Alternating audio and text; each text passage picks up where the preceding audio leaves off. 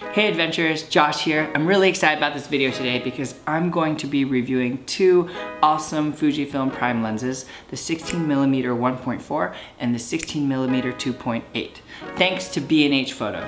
They sent us these lenses to try out and let's see if we can get into that. So I've been shooting with this X-T3 for about a year and I'm a hobbyist photographer. I'm not like a super professional one, but sometimes I shoot stuff for the blog and sometimes I just shoot stuff mainly for Instagram and just for pleasure. But I've really enjoyed shooting with this because of the size of its body and I really love the look. But I was looking for a 24mm equivalent lens, which is about the 16mm with a crop. So I was trying to decide between the 1.4 and the 2.8, but I just really didn't know which one I wanted to go with. This focal length is great to have in your arsenal because, you know, it's a great walk around lens. It's not too wide, it's not too deep, and so you can get a pretty good viewpoint. But these are two very different lenses in the sense that their price range is really different and their size, and just, I think for me, at the end of the day, it's just, I had to really think about what I really wanted to do with it. And so that's what helped me make my decision. But like, let's go in and kind of see what these two lenses are all about. Just to give you a preface, I'm not a super technical person. This one is mainly about how it feels and how it feels to shoot with it. So right off the bat, you might be saying, hey Josh, the 1.4 obviously is a better one to get. You know, it's a more expensive one, it's a faster lens, it's just the more quality lens probably. So yeah, why aren't you getting that one right away? But honestly, there's so much more that goes into it than just, oh, this is the better one, then it has to be the one for me.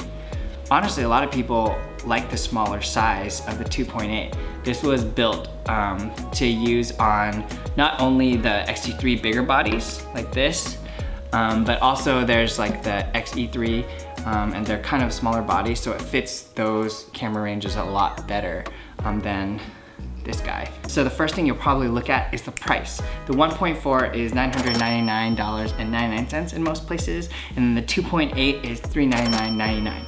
So right off the bat, that's like, not only is it almost double the size, it's also double the price. So I think you just want to think about your budget, and maybe if you want to get more than one lens, you might consider the 2.8 because hey, I can get this and maybe another prime lens at a different focal length that's also more affordable for the price of just one of these. Next up, the size. Yes, obviously right off the, look at how different the sizes are. It's literally pretty much double. The 1.4 is pretty much double, and it makes sense. It needs more lens. It's just a faster lens in general. The 1.4 is 13.23 ounces, and it's 2.89 by 2.87, and the 2.8 is 5.5 ounces, and it's 2.36 by 1.79. So yeah, it's pretty much half the size. So honestly, I actually like the feel of having the bigger lens on my X-T3 because it's just a bigger body. But depending on which Fujifilm camera you have, it might feel better with the 2.8. But it's really not that bad with this either. It's kind of neat having like a really little setup when you're traveling around a lot and you just want to carry your camera and maybe like your side bag, and you don't want to have to bring like a camera bag. It's nice to have the smaller lens on there so that you can just slip it in your bag, take it out, take a quick shot on the street, and then put it right back in. So both of these lenses on its body have also very different features. This one has the aperture ring right here, but also has this focusing ring is really different too. So the way you like lock it in, this is automated, so you like push it up, and then this is kind of like how you just focus it on your own. And this is kind of weird for me to get used to because I'm not used to having this kind of thing. I'm used to a little button, but that's really neat. Both of them are weather resistant, so you're not gonna have to struggle with like a little bit of drizzle won't really affect the use of this one. The 2.8 is also weather resistant, and it just has the aperture ring, and then the focus is, you know, it has automated, but you can't like turn off the automated. It's just like it's automated or you do it on here. So I was able to take the two lenses around, and I just wanted to show you guys a couple sample shots that were shot in the same distance and the same settings, just so you can see kind of the difference. And so I'm gonna just display a range of photos right here, and you can check them out.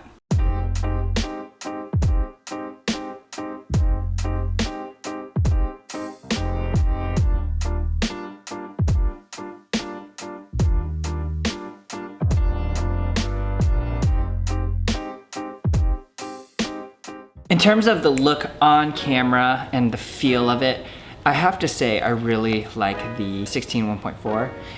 On my camera body, it just feels right. Like if you can see this right here, it just feels really hefty. It feels really like, just feels substantial and solid. And when I take it off, it's a lot easier to take it on and off. It just feels better in my hands. I have kind of larger hands though, so like that's kind of one thing. But see, look, it just feels really nice putting it on and off. It just looks proportional to the body. And I guess, you know, if you're like a hobbyist and you kind of, the look of the camera is really important to me. That's like part of what would appeal to me about the Fujis, besides the performance as well. But yeah, it means a lot to me. But let's try out seeing what the 2.8 looks like on here. Little baby. And yeah, so this is what the 2.8. I mean, it's not a bad look either. I think it's neat in its own little way, but I definitely like the feel of, like, it just feels like, I don't know how to deal with this, but it's, yeah, but it's not. And I noticed when I was trying to take it off earlier, it gets a lot more stuck. So I almost feel like I had to like break it. I was like, not break it, but it feels really quality still, but hey, quiet, Luna.